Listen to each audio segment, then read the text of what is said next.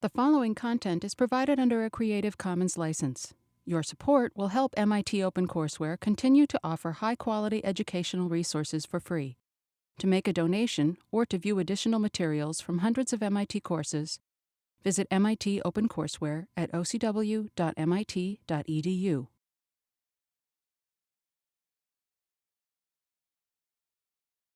We have Neil Leonard with us again. You all heard the great concert we had on Wednesday.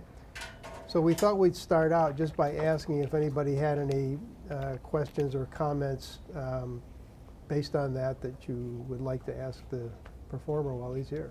Did it go how you expected it to go? I didn't. It went. I was pleased with how it worked. I didn't really. I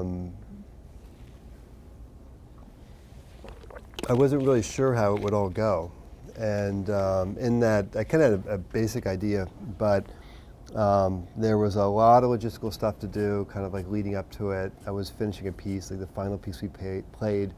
I'd finished that week, so I just had like my mind full of like details to kind of take care of. But I was really pleased at how it went, and I also was really pleased because Robin was, my collaborator was very enthusiastic and wanted to do it again, and so that's kind of like a goal if I do something, with a group of musicians, to reach the point where people would want to do it again. So, yeah.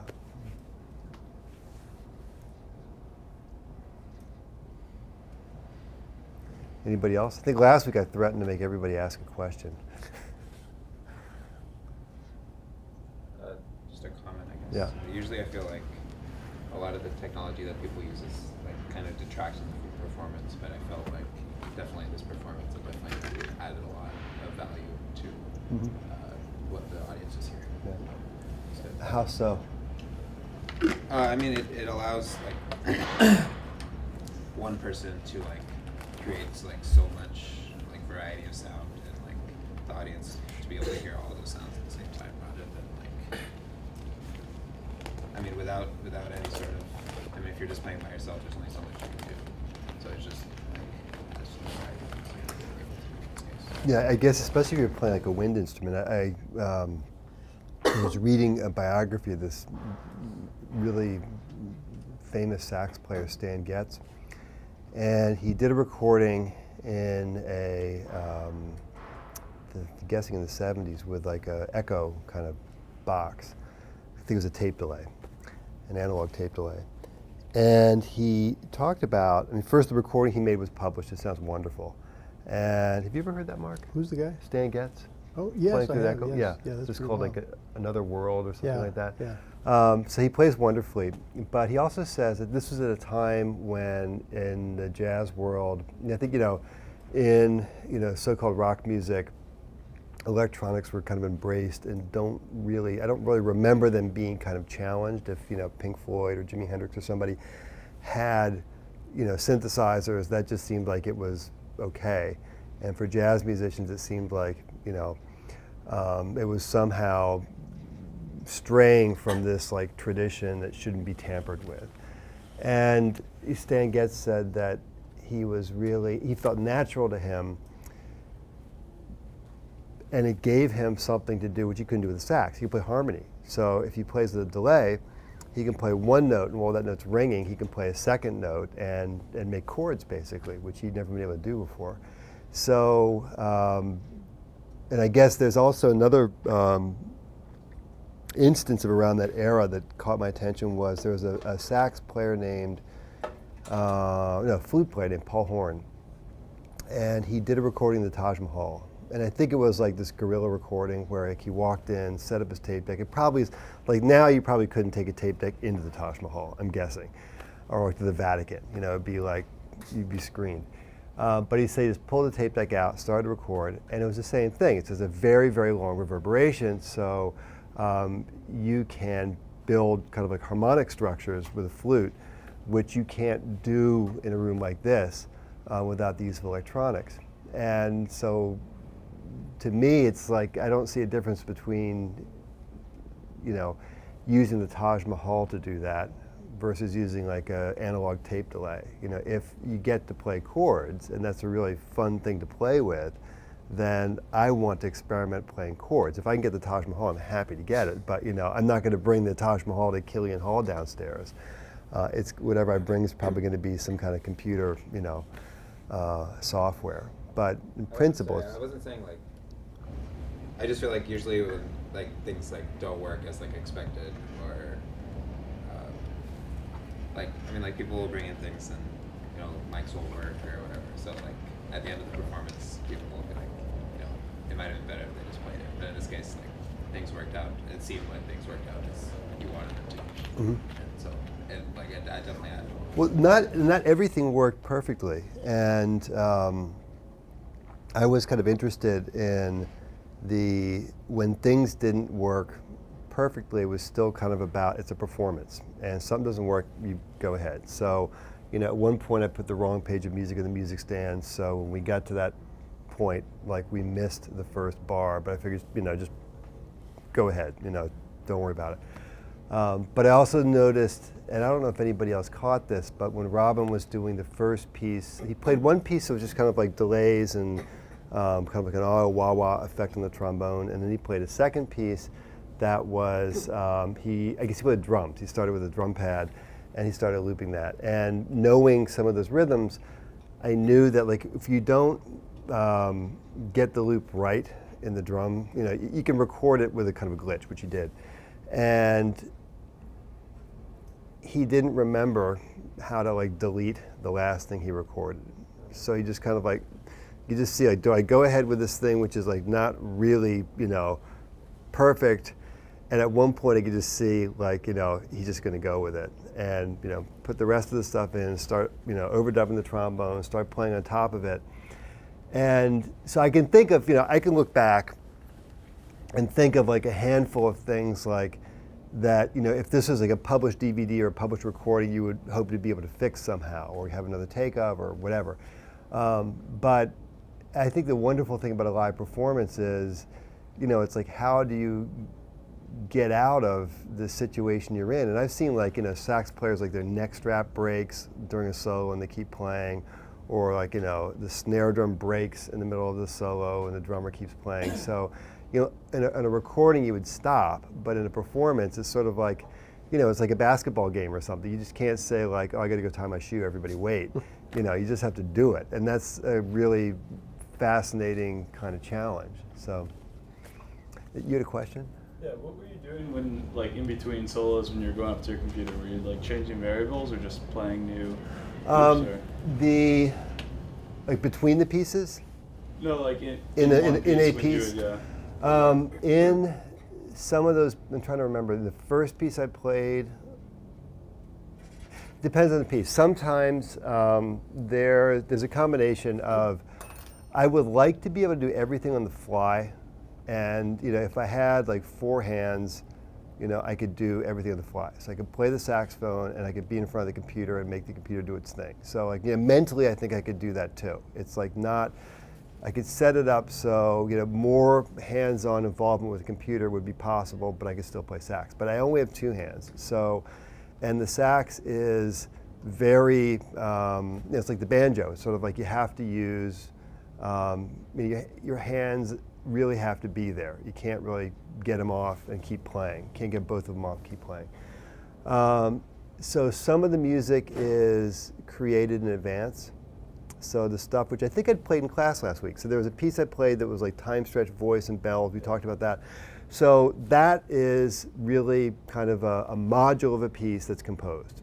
So a lot of time is spent, it's like working in Photoshop or something. You sit there and you work and you work and you work in the sounds and you see if they need any modifications, you see how to combine them, you kind of get a sense of you know, the dramatic flow of the piece, you work it out, and then you bring that file to the concert, and some of that's playback. So some of it's playback and some of it's live. Anything that sounded like processed saxophone was live, but if it sounded like it was voice, then that was a vocalist who was recorded and then processed and then kind of montaged. So sometimes it was like triggering the next samples. Thinking the last piece I played, I'd like made the software for that just that week, if not a couple days before. And that one I think I managed to mostly do through the pedal. But if it was like getting squirrely, I may have gone to the computer to try to get it to behave better. So anything from just triggering files to just kind of like small adjustments to kind of keep it all reined in. Yes? So when you were playing the pieces, I had actually thought that some of the processed saxophone was recorded. Because I was watching a foot and seeing when you pressed the pedal, and it looked like the pedal did lots of, I sort of initially expected the pedal would be something simple, like the pedal adds a delay. But the pedal caused so many different effects that I just assumed some of the saxophone effects had been pre-recorded and the pedal was playing them back. What exactly did you program the pedal to do? The pedal just sends like a signal to the computer. So it's kind of like a mouse. So it by itself is really kind of simple and just, you can read the switches from the computer. But the way that the computer is set up to respond, the way I've set it up in that concert to respond to what was the footwork, was fairly straightforward. The computer does three things to the sax. It will do different kinds of delays, and the delays will, maybe when we get through, if you're still interested, I could show, if we have time, we could look at how the delay stuff works. But the delay business it works two ways. One is it makes an echo. And then the second thing it does is if you think about the early tape delays, they have like a tape loop that just kind of like rotated. The tape loop was played, and then there were different playback heads to play it back at different points. So you have one record head, and then you have multiple playback heads that can be moved. And if you move, the kind of echo, the ricochet kind of effect, the echo effect changes from like, so where are they going? Dot, dot, dot, dot, dot, dot. It could be dot, dot, dot, dot, dot, dot. You can change those echoes where they are on time. If you move the playback head, it's also changing the speed that's reading the tape. So if you have a note which is da, and you move and the tape is going like this, and you move the playback head this way, you're going to get a glissando, da, like da, because you're increasing the speed at which the tape is passing over the playback head. If you move it the other way, it goes down. So in the digital world, you can get that too. So the delays are kind of modeling a tape delay system, and you can speed up. While you're moving the playback heads, you get sort of pitch consequences or kind of resultant glissandos or glissandi as well. And I guess the other third thing which makes the delay business complicated is there's a foot pedal, which not everything's going into the delay, which changes things radically. So if you play a phrase and at the end of the phrase you feed more of that signal to the delay, it kind of accentuates that one thing. It's sort of like a sustain pedal on a piano. If you put it down for half of the phrase but not the rest of the phrase, one part of the phrase has this sort of accentuation or this kind of effect that the rest of it doesn't have. And that can be a tremendous, dramatic change. But to keep it short, there's a delay. There's kind of like a pitch bend idea. There's a flute player who you guys might have heard of, a guy named Robert Dick, who made a glissando head joint for a flute. And the way it works is it slides in and out. So you play a note, and I guess there's like a thumb thing, and you use this thumb thing, lever, whatever it is, to make this head joint slide. So I think that the blowhole's not changing, but I think something on this side of the head joint is changing. It's the glissando flute.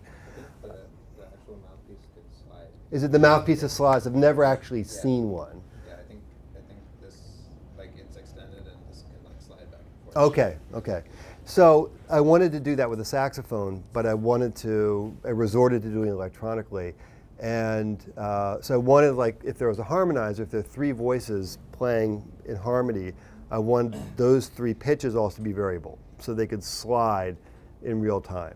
And I had particular ways which I like to kind of slide them, but sometimes you heard the sax, you heard a harmony, and it sounded like there's a whammy bar or sort of a glissando, and that was sort of, it's like I built like a harmonizer with a glissando, mechanism in it. So there's like, that's the second one. And the third one is really simple, I don't use it as much. Actually, there are 4 things I did. There was a third one was just kind of like a random looping thing. So I would play, it's like sort of a random cut and paste.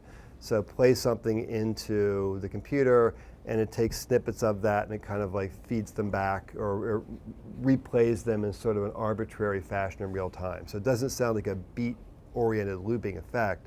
It's just kind of like sending back fragments of what you played in a kind of unpredictable way. So you get kind of like a stochastic, recomposition or re-improvisation of something you played. That was the third thing. The final one I just figured out a couple days before the concert, was a kind of freeze effect. So it's using, if anybody's into like audio engineering, it's using fast Fourier transforms, which basically take a sort of snapshot of the sound in terms of like, here's the pitches that are in the sound. And it knows, like, remember when we looked at that piece of software last week that we took, I think, a trombone sample? I think that's what we had. And then we were like stretching it, and we were cutting it up and playing with it. So for software like that, you can take like a so-called frame, like, we'll say it's a 24th of a second, and do a spectral analysis of that 24th of a second, and then freeze it. Just play those frequencies in the how would you call it, in the frequency domain, and just hold them. And so I had like, I think 8 of those going, and every time I hit a pedal, like you'd freeze another instance in time. So the idea was kind of twofold. One was to kind of build up harmonies. So every time I had a note I wanted to freeze, I'd like press this pedal, and that note gets sustained. But then there was kind of a poetic idea, which was really sort of a pun in a way. But the song I was playing was this song called Round Midnight. It's very slow and very kind of somber. And I thought this idea also fit with that song because it's like, stillness. The song is sort of like quiet, slow, still, and this would make it even extremely still because it just freezes things. So I played around a little bit with that. So those were the things that you could do with the sax. There's actually quite a bit of stuff. And when you think of it, when you think of what, say, a guitarist like Jimi Hendrix used, he didn't have that much stuff. He had like fuzz box, he had wah-wah pedal, and maybe like one more thing. Like, I'm not a guitar effects connoisseur, but there wasn't a lot of stuff, but it changes the guitar completely. So I'm finding that you don't necessarily, I too don't need like lots and lots of stuff. In fact, like the fewer things you have to use to process a sax, almost the easier it is, because there are not that many choices. So then you still feel like you're playing the sax with like a few fairly straightforward things you can vary. So, but that's sort of like, I think for Robin and for myself, the inspiration of, we found like guitar players like modifying the guitar, and we think, well, why can't we do that as well? So we can. You can do it without a lot of, without an extensive background. You're using music technology, like Robin does not have an extensive music technology background, or with a different, more kind of evolved background in music technology, which I have. And both of them will work. In the case of Robin, he's such a good trombonist and improviser that you give him a couple things and he'll like, he just does great stuff with it. So, so in any case, those were some of the things I was playing around with or using the computer to do to extend the performance.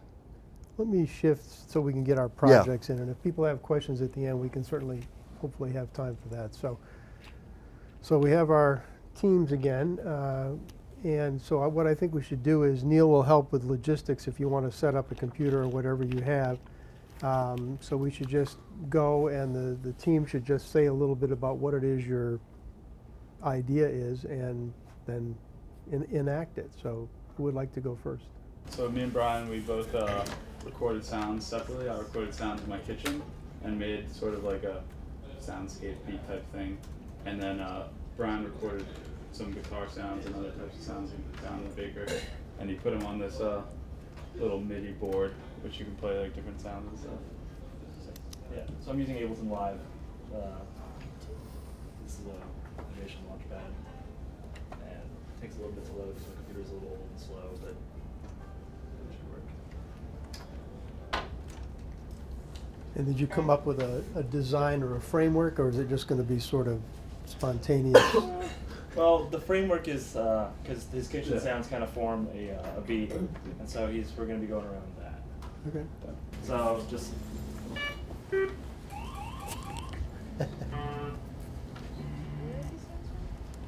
Some of them I recorded most of the sounds here. This is from Jamie. One just going through some of the soundscapes. One of them is my lamp switching on and off using the switch. Another is my guitar feeding back. Another is effects pedal that I have that does some really wacky like pitch shifts and dive bombs essentially. And so yeah.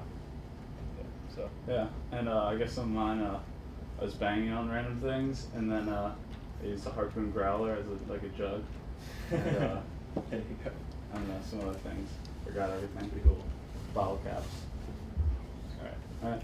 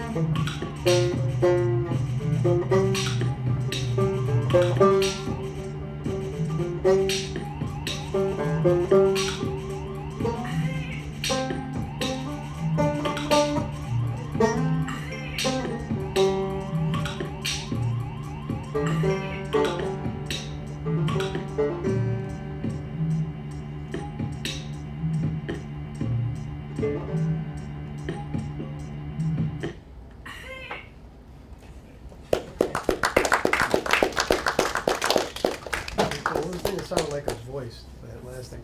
Yeah, that actually was my voice. So. Got new careers. So.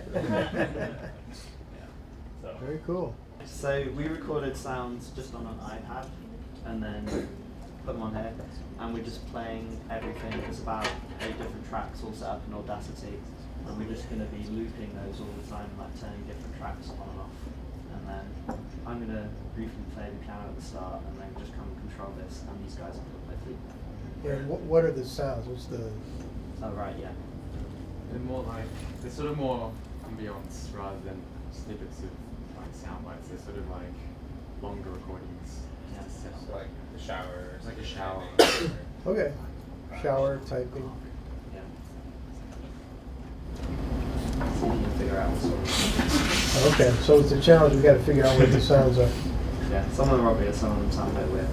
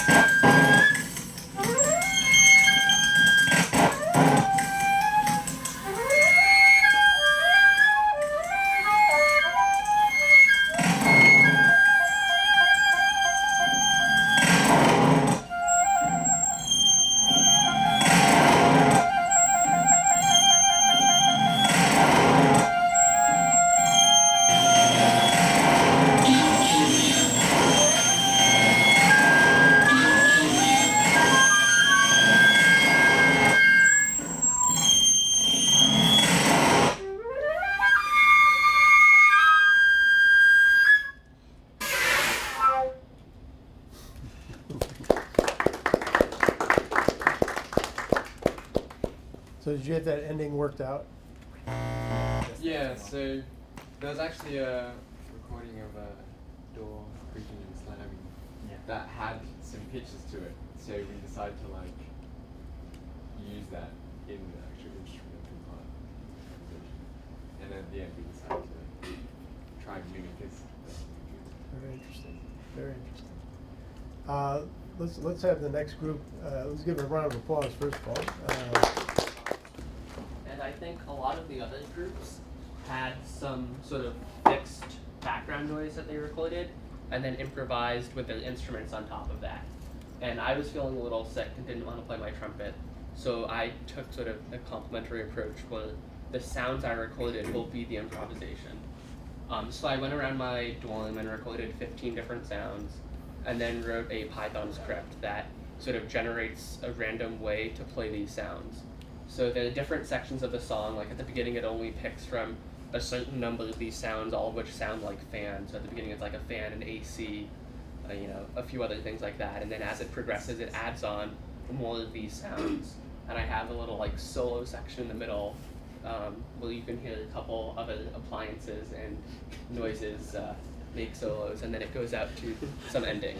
So I sort of the vague, direction of the piece is planned, but exactly what sound is played and when and for how long, all of that is randomly generated each time we play it.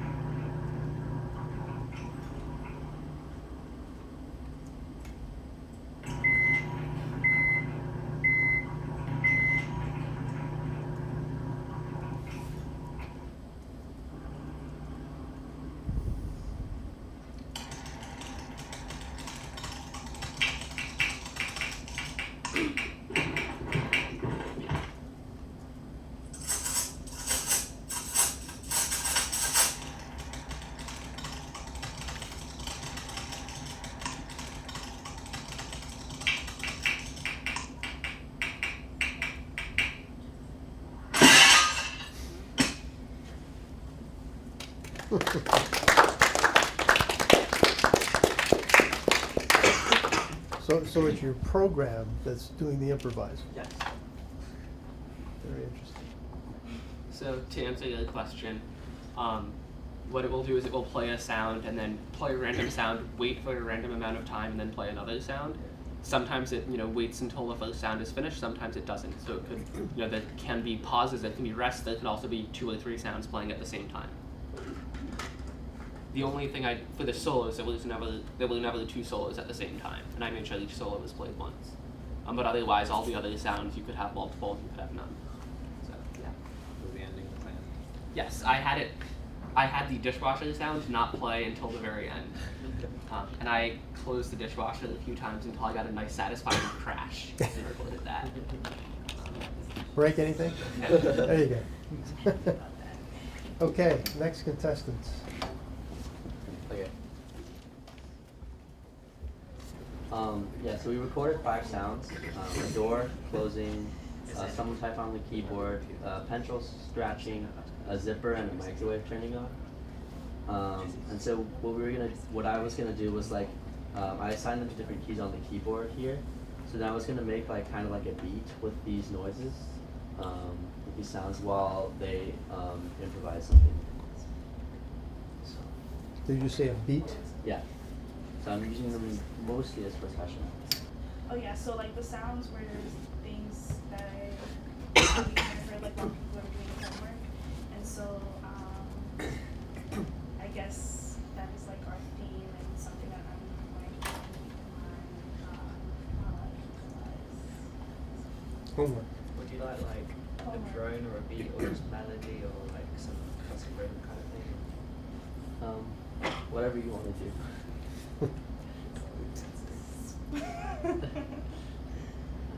So, does this get any louder?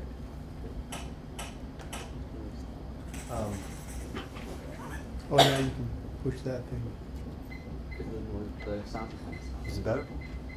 Yeah, that's good. That's good.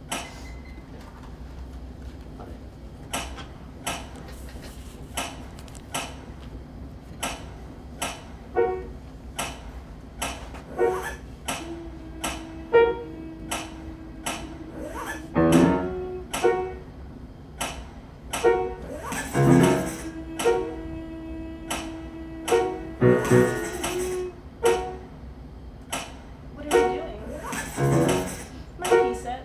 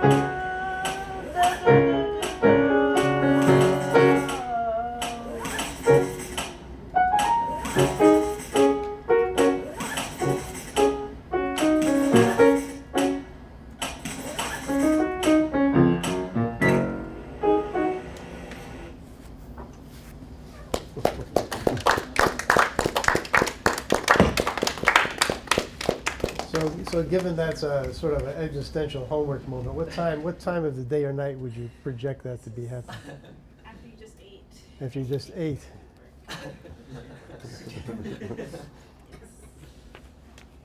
Very cool. Very cool. Okay, another group.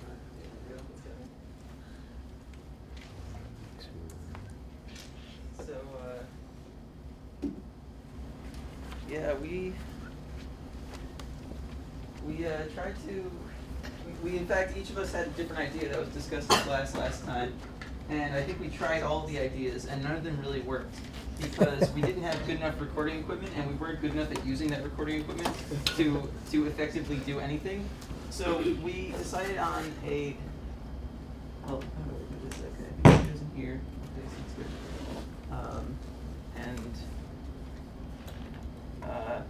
So you might recognize some of these sounds.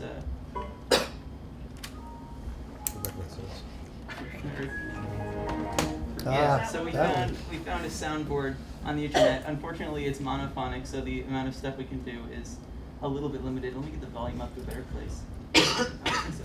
Okay, well, now it's higher. Nice. Okay. Any other comments? No, it's just that's about it. I mean, just give us enough time in each section Okay. for us to be impressive. Okay, we were planning on using this sound as a sort of reset button for between the sections. Ready?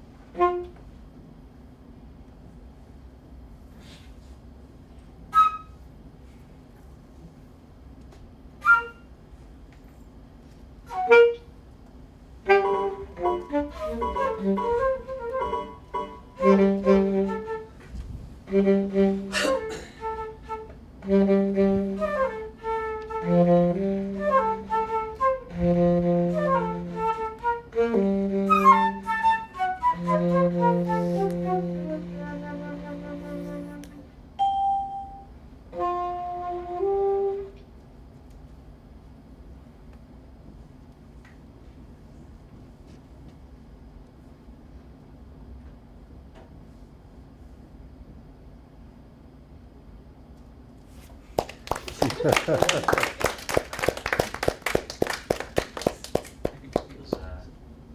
think that developed differently from what we expected. Absolutely. Good, good, Yeah. that's the idea. Fun. That's the idea. We could say it's like being on an actual computer. Yeah, All the I don't sounds are feel- far apart. I don't feel so guilty saying that at times I was trying to make you guys feel uncomfortable.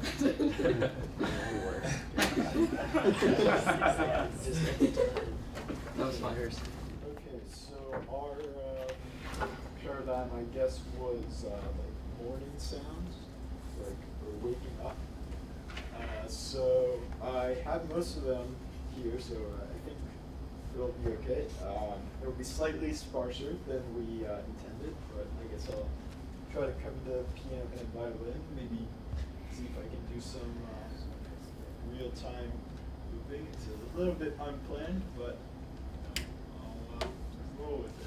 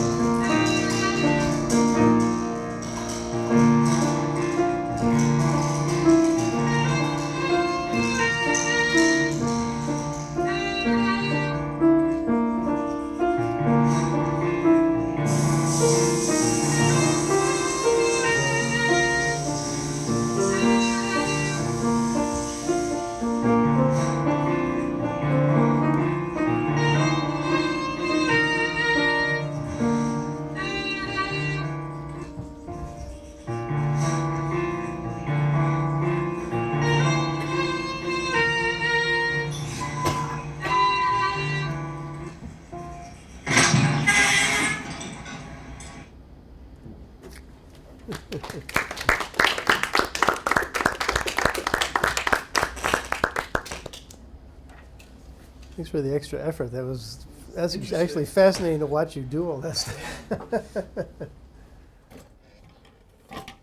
Okay, so Neil, do you want to just make a few comments or whatever you want to do? I'm just asking, how many people have done something like this before? Anybody? Now, some of you have Ableton Live. How many people had Ableton Live? A few people did, one or two. So, and what have you done with Ableton Live before? So I actually purchased that over IAP with the intention of learning how to use it. I really haven't gotten that into it because I feel fairly limited because I haven't actually bought the full version of Ableton So Live. you're starting to use it now? Yeah. Yeah, okay, just curious. In the past, though, I've worked with Serato Scratch Live, though, because I know how to. I use that for DJing. Okay, yeah. But in terms of, I guess when I asked the question, like how many of you have done something like this live, I guess before, what I'm wondering about is how many people have recorded sounds on their own and used them in a musical performance? You have. Not a performance, for a composition. For a composition. Okay. And performance is a little bit different, but it's a little bit the same as well. I thought that, it's really interesting to hear what you guys came up with. Not knowing you very well, with my Berkeley students, like I always feel like when they bring in their assignments, it sounds so much like them, but I have a longer time to work with them, so I have a, kind of, can make some more connections. But I guess one of the things that kind of came up in watching you perform is sort of like doing something that, where is the value in doing something you haven't done before or something that you may not be comfortable with? And as a sort of, as an experimental like adventure. And when I listened to Sarah and Ben's and James's piece, one of the things which seemed to be interesting is that you guys didn't really know where it was going to go. So you didn't know where it was going to end. You said that's not quite what we rehearsed. And that can be a really wonderful thing because I guess the opposite is, when I played the concert that you saw, if it happened exactly the way it happened, a time before or happened every time,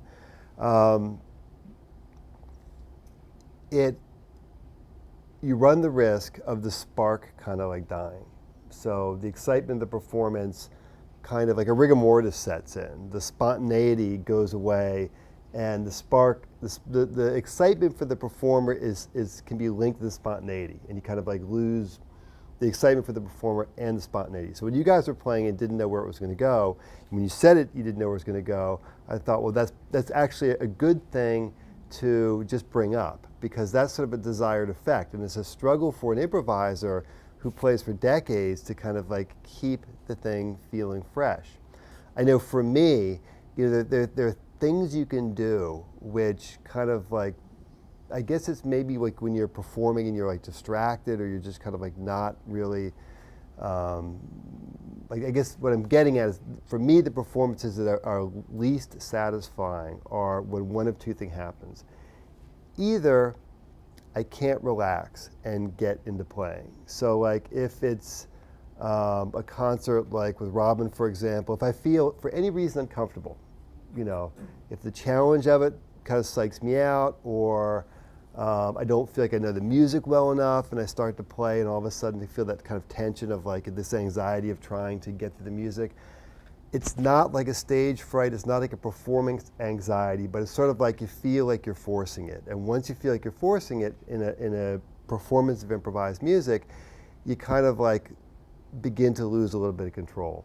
And then the other thing is that if I feel like, oh, I just played what I played yesterday, I did what I knew I could do easily, then you don't discover anything new. And I think that what's kind of fundamental in improvisation is this feeling that you're discovering something new. Even small things are new, but you're kind of keeping that little bit of the activity alive. there's another potential. So I guess, doing something which is not necessarily comfortable or not exactly something you've done before can sometimes turn into a big gain. The other things I was thinking about with that piece are at first I was thinking I wanted everybody to record their sounds. And then you guys, so Sarah, Ben, and so I guess Sarah and Ben and James. James is, which one do you use, James? You're James, and Ben? Ben, okay. So at first I was a little bit concerned because you just grab some sounds in the computer, which is what I told you not to do. But the thing which I thought worked really well is we have such a visceral connection to those sounds. They have a tremendous meaning for us. They have sort of they give us knee-jerk responses. Like if you hear the sound, if my cell phone is on inadvertently right now and I hear a text message sound or whatever, all of a sudden I kind of jump. My body sort of reacts like I have to do something. So those sounds have a tremendous kind of power. And we have very important associations or strong associations with those sounds. So they're totally loaded. And the way you play with them I thought was really, really fun. I think that the Windows operating system is more musical than the Mac. A side note.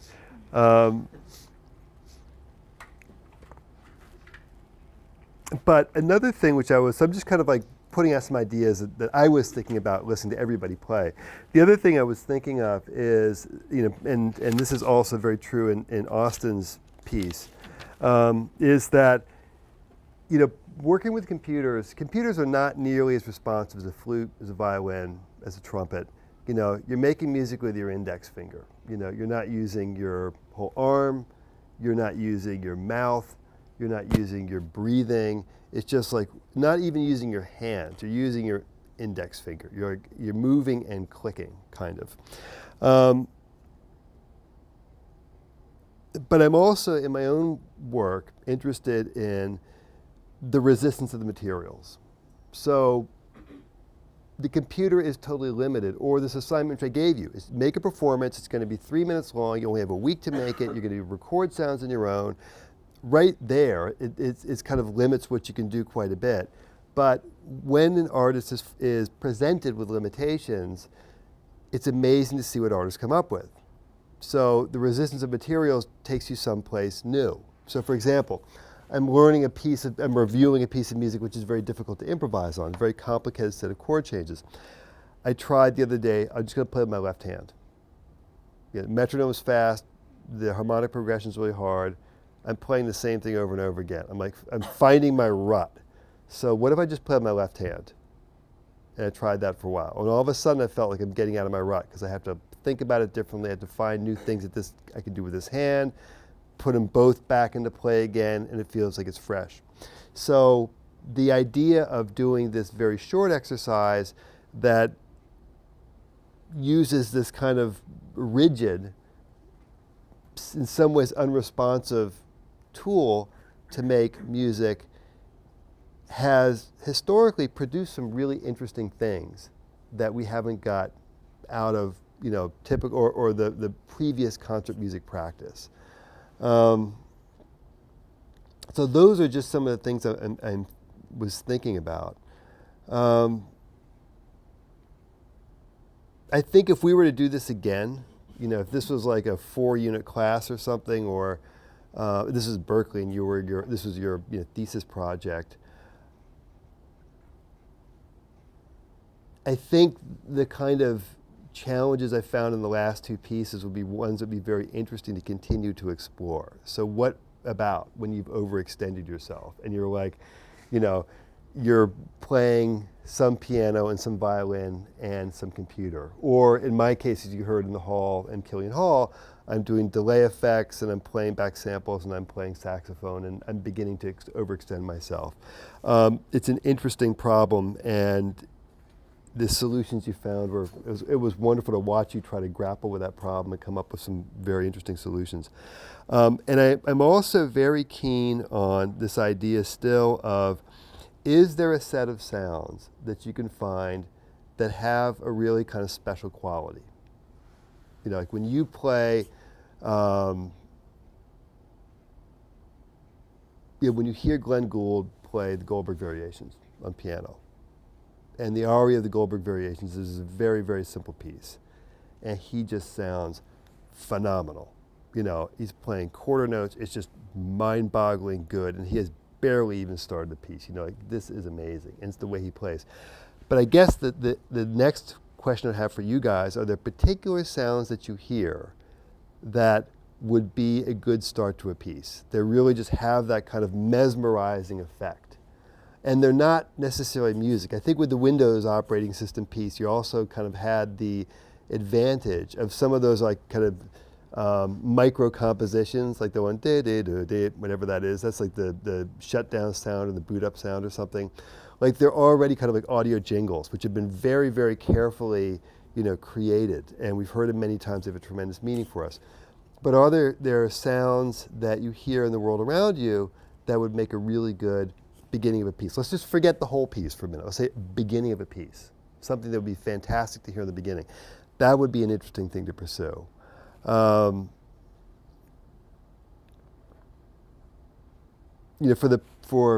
trying to remember the other solo artist in this group, Jacob, right? Jacob. The thing which I would like to see where I'd like to see that work go is there a way that you can share the improvisation with the computer? So you created a piece of software that basically automates an idea about improvisation. You have an idea of how the sounds could play. Sometimes they're playing together, sometimes there's silence between them, sometimes three are at once, sometimes they're dovetailing or overlapping, sometimes they're not. Is there a way to extend that so you are a physical participant in the improvisation and the computer is playing like a disembodied you? Because basically what it's doing now is like a disembodied you. It's like your idea, implemented as a program that will execute your idea. Is there a way to have two of you, the virtual you, which was what we heard, and the you present? So, I'm a teacher, so I'm always thinking of for my own students, like, what do I do to like kind of get everybody to the next step? Because we're never done. I study all the time. I try to learn new stuff. I can tell you all about that. We don't have time. But I'm always thinking for you guys, like, what's the next step? And I think that, in Jacob's work, that would be a next step. We have 2 minutes. 2 minutes. I'm just going to try to touch on one more. Alex, Chelsea, and Chris's, the homework theme. I guess if you hadn't told me it was homework, I might not have really been able to distinguish it from the others, but I love the idea of homework. What moment of homework would be really great to zero in on? I mean, it's so rich. So you have like procrastination, you have, the feeling that you've learned something, you have, the anxiety of, oh no, I've got Neil's assignment, it's due in an hour and I haven't started. There's all kinds of, ways to think about homework. And it's such a central part of your lives. It's like, what could you do to take that another step? I think it's a great theme. And what could you do to distinguish it from all the other works we heard? So I think that, in short, all these pieces are really wonderful beginnings. And I don't think that there's any of these beginnings is more or less valuable than any other. But I guess my bias is thinking about, like, if we were to continue this, what would be a next step to engage in, to take these same ideas and develop them a little bit more. Great. Thank you so much. Thank you. It's great to hear your work. Good to talk to you guys about it. Great job, everybody. Very interesting. The only things I would add is that I was interested how much the percussive element sort of came out in a lot of people's pieces. Percussive in your sounds, the way you would arrange them, and also how the live instrumentalists played with that. And actually very little silence. There were a couple pieces that had more silence than others, but it's kind of interesting to think about that. So again, more things to keep Christopher. But the Windows piece had great silence. Yeah. And I think that, the performers are kept on edge with that. Kept the audience on edge. I didn't know what was going on.